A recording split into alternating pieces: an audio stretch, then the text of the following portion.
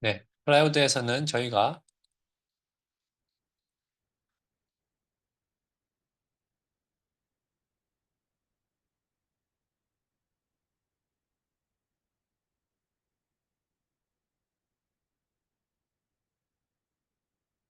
이 시기였는데요. 만약에 VDS가 VGS 빼기 VT치보다 매우 작다면 우리가 이 식을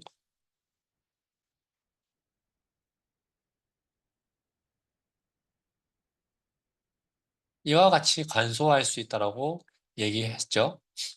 따라서 드레인과 소스 사이의 저항 성분은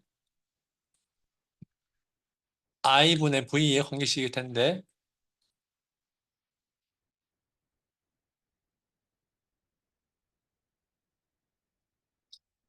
이와 같은 식을 따르게 됩니다.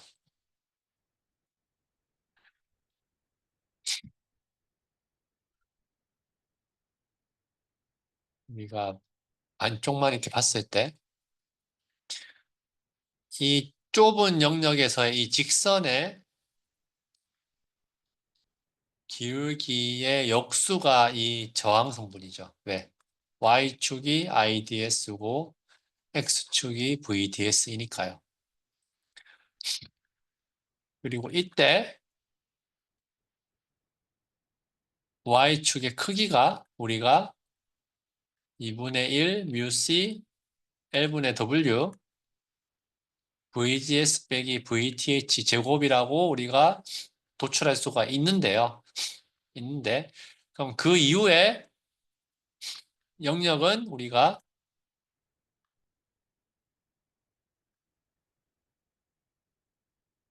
세츄레이션이라고 부릅니다. 그래서 세츄레이션은 이와 같은 식을 우선은 따르게 되는데요. 근데 실제 VDS가 더 커지게 되면 어떻게 되냐?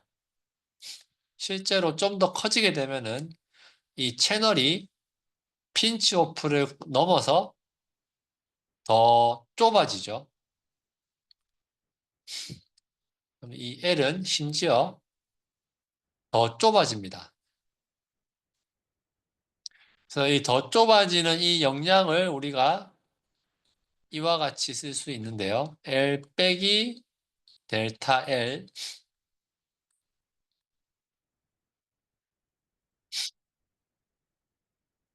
그러면 원래식을 우리가 L분의 W VGS 빼기 VTH 제곱이고 나머지 부분은 L분의 델타 L분의 1 이 부분을 우리가 뭔가 처리를 해야 될 거고요. 이 델타 L이 얼마냐 수학적이 아니고 실제 물리적으로 얼마인지 우리가 알 수 있으면 될 텐데요. 실제로 그러한 물리적 값을 도출하기보다는 저희가 하고자 하는 방안은 이 델타 L의 길이가 뭐에 비례한다? VDS에 비례한다. 라는 식으로 우리가 생각을 할 수가 있겠죠. 왜? VDS가 증가하면은 그만큼 이 채널이 더 좁아지니까. 그렇게 했을 때 우리가 이 식을 어떻게 할 거냐면요. 여러분들 테일러 급수에서 1 빼기 x분의 1은 1 더하기 x랑 근사가 되거든요. 그럼 그거를 활용하면은 이 밑에 식을 다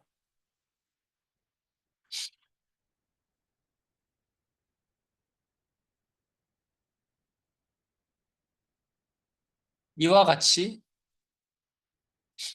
변경을 할 수 있게 되고 한 번 더 델타 L이 VDS에 비례하니 그 비례 상수를 우리가 어떻게 하자? 람다라고 하자.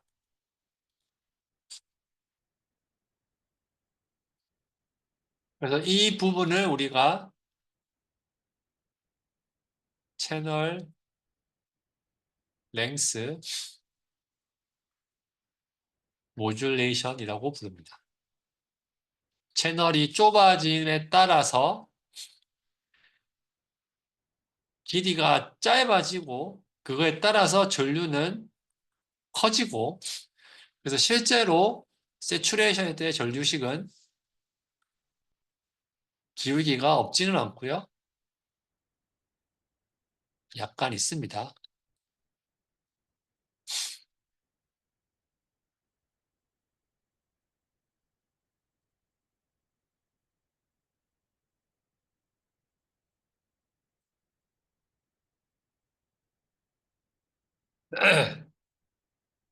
네. 그래서 세츄레이션일 때 실제 채널의 길이는 L 빼기 2배 LD 우리가 앞에서 보여드렸던 만들 때 어떤 영향에 의해서 그리고 추가적으로 델타 L만큼 줄어들고 이 앞에 부분이 우리가 정의하기를 L effective라고 정의를 했죠. 그렇기 때문에 이와 같이 쓸 수가 있고요. 우리가 L분의 델타 L 이 비례상수를 람다라고 정의를 하면은 1 더하기 람다 VDS와 같은 식으로 우리가 쓸 수가 있게 됩니다. 그래서 이 람다가 중요한 파라미터로 작용을 하게 되죠.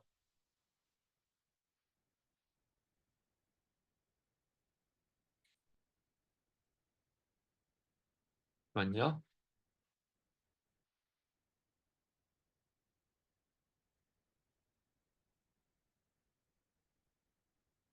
네. 람다가 없을 때 기울기가 0이었다가 람다가 있을 때 기울기는 0이 아니게 되고요.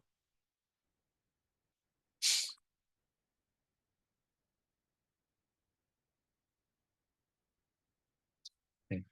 소스나 드레인 단자의 어떤 연결 부분을 좀 자세하게 들여다보면은 그 연결의 지금 오른쪽은 뭐 드레인이 될 수도 있고 소스일 수도 있을 텐데 그 실제 연결은 이와 같은 컨택을 통해서 혹은 여기서는 비아라고도 부르고요. 왜냐하면 이렇게 위아래를 연결하기 때문에 네, 잠시만요. 네, 들어오세요.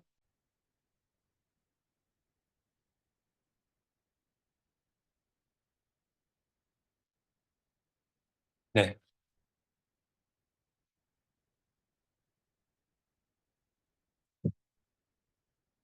네, 그래서 소스랑 드레인의 어떤 컨택을 보여주고 있는데요. 이거에 대한 저항 성분을 우리가 고려를 하면은 sheet resistance라고 부르는데 면저항 곱하기 W분의 L 더하기 이 컨택 저항으로 우리가 표현할 수 있습니다. 이거 의미는 우리가 어떤 도체에서 전류가 혹은 전자가 이동할 때, 전류가 흐를 때, 이 저항 성분은 이, 이 도체 혹은 부도체의 어떤 resistivity에 비례하고요. 단면적에 반비례하고, 그렇죠? 그다음에 이 길이에 비례하게 됩니다. 근데 이 단면적은 또 뭐다? 높이 그리고 위스. 이 얘는 t분의 L의 식으로 우리가 쓸 수가 있고 여기서 t분의 rho를 따로 빼고 w분의 l을 따로 뺐을 때 이 첫 번째 이 부분이 우리가 얘기하는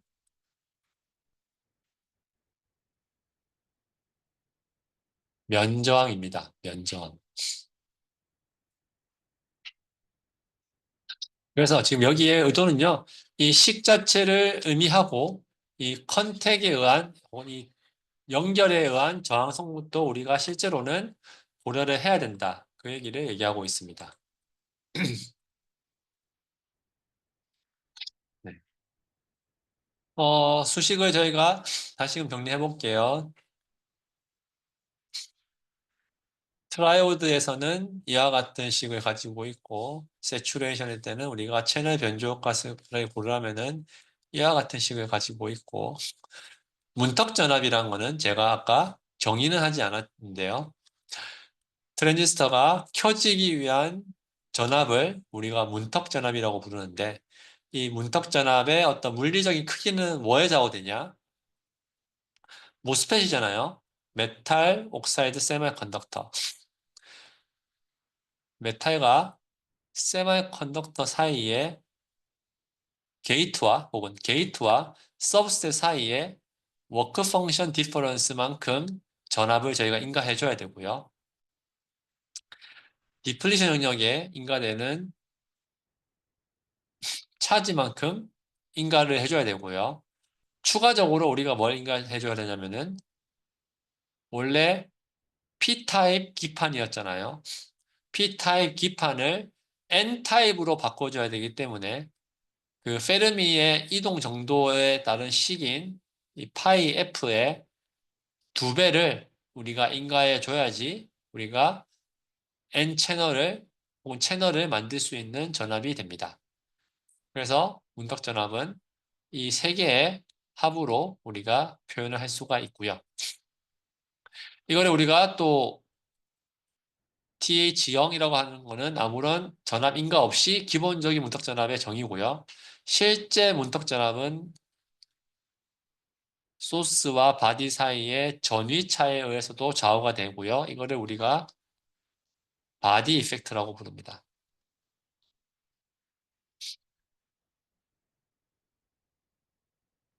네. 바디 이펙트에 의한 문턱 전압의 차이는 이와 같이 나타낼 수가 있습니다.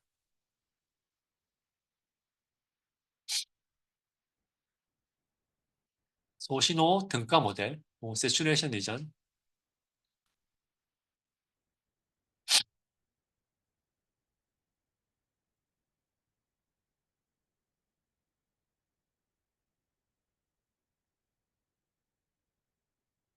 세츄레이션을 우리가 위주로 한번 식을 볼게요.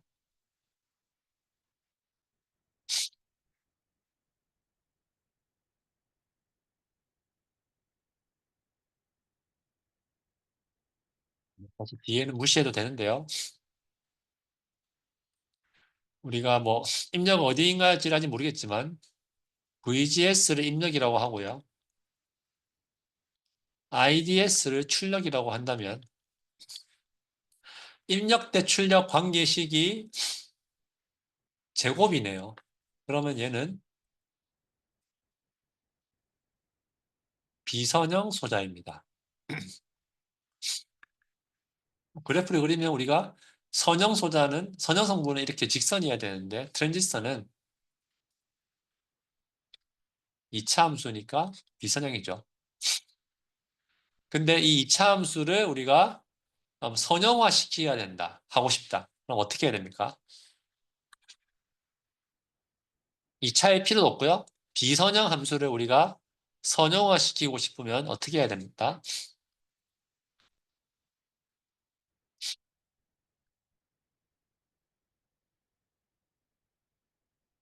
여기를 우리가 x의 동작점, 여기를 y의 동작점이라고 한다면 이 x0, y0을 지나는 이 지점을 기준으로 한 선형화된 식은 이와 같이 우리가 그릴 수 있을 거고 이 식은 이렇게 쓸 수 있죠.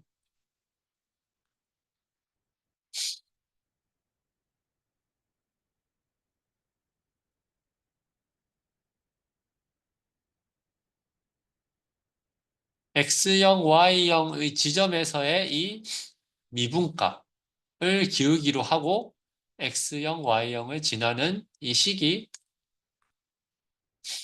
선형화된 식입니다. 이 선형화된 식은 원래 식이랑 같은 식은 아닌데 비슷하게 동작하죠. 언제?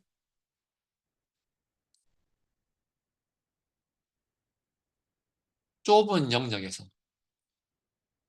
근처 영역에서는 올레식이랑 거의 유사하게 동작을 합니다. 그럼 이 좁은 영역에서는 우리가 선형화된 식을 실제 비선형식처럼 써도 무방하겠네요. 네. 그래서 이 비선형 소자를요, X형, Y형 우리가 뭐라고 부를 거냐면은 DC 동작점 근방에서 우리가 선형화를 시키고 싶을 때 그 선형화된 모델을 우리가 small signal equivalent circuit 소신호 등가회로 혹은 linear equivalent circuit 선형 등가회로라고 부를 수가 있겠네요. 선형이어야 되고요. 이 선형이 되기 위한 영역은 신호가 작아야 되더라. 그래서 소신호 등가 모델이더라.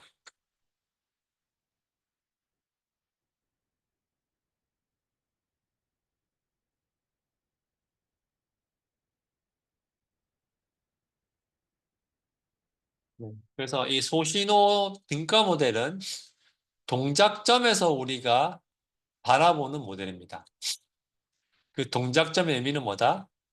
게이트에 인가되는 이 전압의 크기, 뭐 혹은 드레인에서 인가되는 전압의 크기, 벌크에 인가되는 DC 전압의 크기, 이 지점을 중심으로 해서 다 DC죠. 소신호에 대해서, 게이트에 인가되는 소신호에 대해서, 혹은 벌크에 인가되는 소신호에 의해서, 혹은 드레인에서 인가되는 소신호에 의한 입출력 관계식의 어떤 관계식을 우리가 소신호 등가 모델로 나타내고요. 아래 식을 보시게 되면은 이 동작점 근방의 DC 선형, DC 전류 더하기 이 AC 신호에 대한 추가적인 식이 있는데 VGS에 대한 식은 VGS에 대한 미분값을 가지게 되고 VBS에 관련된 식은 VBS에 대한 미분값을 가지게 되고 VDS에 대한 식은 역시 미분값을 가지게 되는데 다 해당 동작점에서의 미분값이더라. 참고로 입력이 지금 여러 개이기 때문에 다 우리가 편미분이에요. 편미분을 우리가 식을 쓰고 있습니다. 그렇게 했을 때, 그렇게 했을 때 이 관계식을, 비례식을 GM, GMB, Gout이라고 부르고요. 이렇게 부르는 이유는 단위가 트랜스 컨덕턴스, 얘는 그냥 컨덕턴스, 얘는 바디에 의한 트랜스 컨덕턴스. 컨덕턴스가 단위가 I분의 V잖아요. 아, 죄송합니다. V분의 I잖아요. I분의 V는 저항이죠. 레지스턴스. 컨덕턴스는 V분의 I. 왜? V가 입력이고 I가 출력이니까. 여기는 컨덕턴스에 트랜스가 붙었어요. 왜? 단자가 바뀌니까. 아까 컨덕턴스는 드레인 소스 사이의 전압분의 드레인 소스 사이의 전류였는데 여기는 게이트 소스 전압분의 드레인 소스 전류입니다. 단자가 바뀌죠. 그래서 이거를 트랜스 컨덕턴스 성분이라고 부릅니다.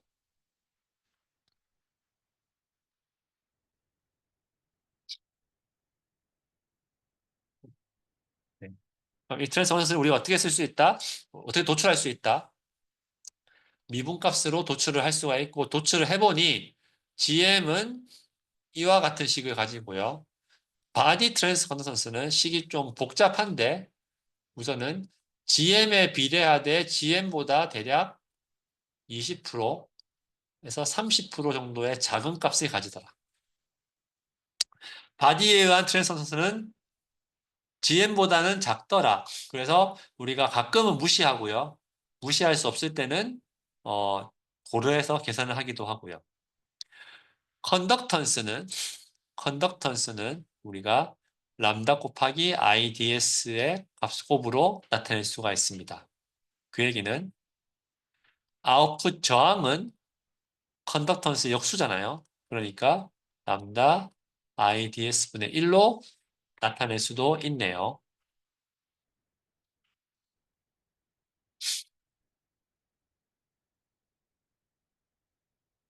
네. 레이아웃 관련한 얘기는 시작하겠습니다. 우리가 정의하기를 원래 게이트의 가로 길이가 랭스였는데 이 랭스를 2 람다로 치환을 한번 해보고요. 이 람다는 아까 채널 변조 효과에서의 람다랑은 틀립니다. 그래서 이 랭스의 반을 람다로 정의를 하고요.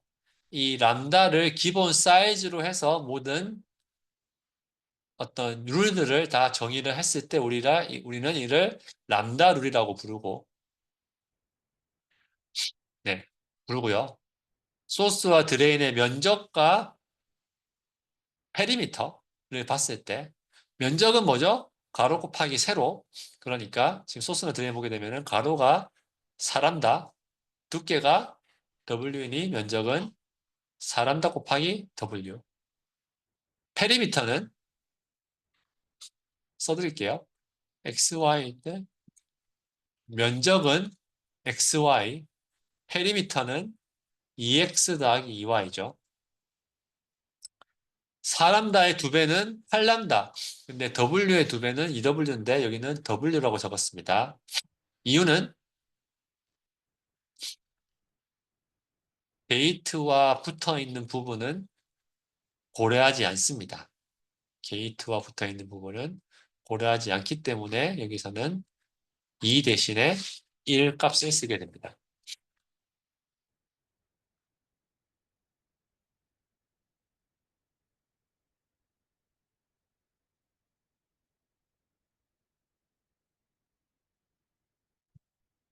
트라이오드 했을 때는 우리가 채널이 좌우 대칭이었다면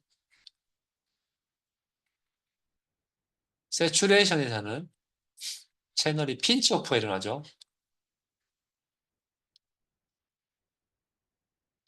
네. 그래서 트라이오드에서는 우리가 커패시턴스는 게이트 소스, 게이트 레인은 다 2분의 1씩 채널에 의한 커패시턴스는 2분의 1씩만 고려해도 충분하고요. 더하기 오버랩에 의한 성분은 똑같이 더해지게 되고요. 세츄레이션일 때는 핀치오프가 일어나기 때문에 게이트 채널의 3분의 2는 소스로 인가를 시키고요. 게이트 레인은 없는 것으로 우리가 모델링을 합니다.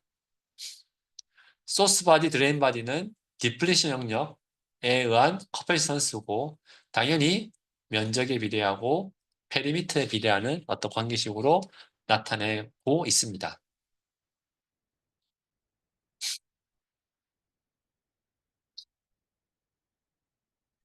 네. 소신호 모델을 써서 증폭기를 이제 분석을 할 텐데 순서는 다음과 같습니다. 첫 번째, 동작점을 알아야 된다. 왜? 동작점마다 소신호 파라미터가 달라지기 때문에 동작점에서의 소신호 파라미터를 우리가 이와 같이 계산을 하고 이를 기반으로 소신호 등가 모델을 통해 우리가 계산을 하게 되는데 크게 파이 모델, T 모델이 있죠. 여기서는 주로 파이 모델로 분석을 하도록 하겠습니다.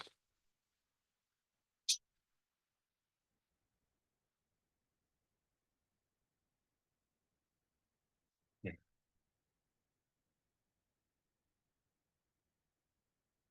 네.